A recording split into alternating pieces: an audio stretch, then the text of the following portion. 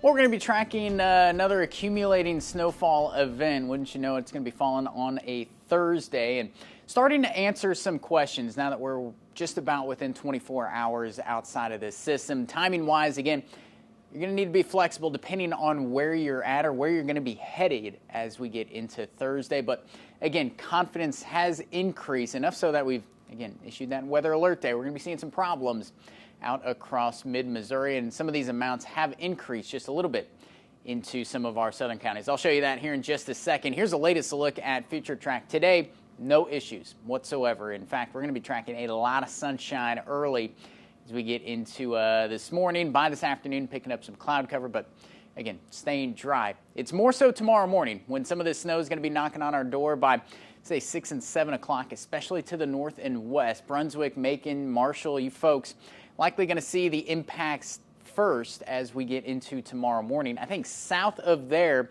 we should be okay for the most part. This is a look at that morning commute, and it looks like that leading edge is trying to spill a little bit further to the south. But notice, by midday, these temperatures are starting to creep up around that freezing mark. And Fulton, Montgomery City, Herman, if we do see anything falling, it's just going to be a cold rain. And that snowfall, again, largely staying to the north and west as we roll throughout much of the daylight hours on Thursday, still staying well too warm to really be of any concern. If you get down around Lake of the Ozarks, Rolla looking at the upper 40s again, that could help mitigate some of those roadway impacts as we get into tomorrow night.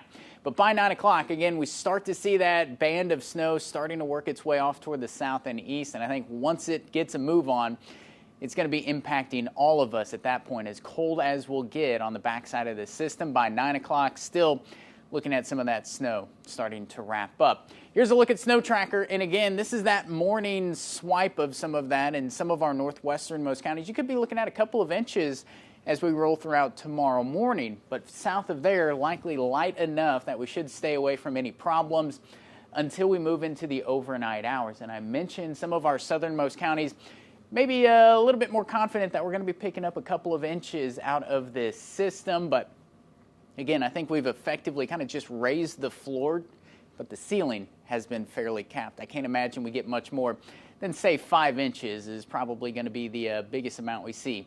And that's likely going to be in Brunswick back toward Marshall as we get with this system. And again, that means we're going to be looking at largely most of the impacts being confined to those roadways. Power outage is going to be a tough thing to come by. Visibility, another issue that we're going to be tracking as that snow falls, and it's going to be fairly windy as it does.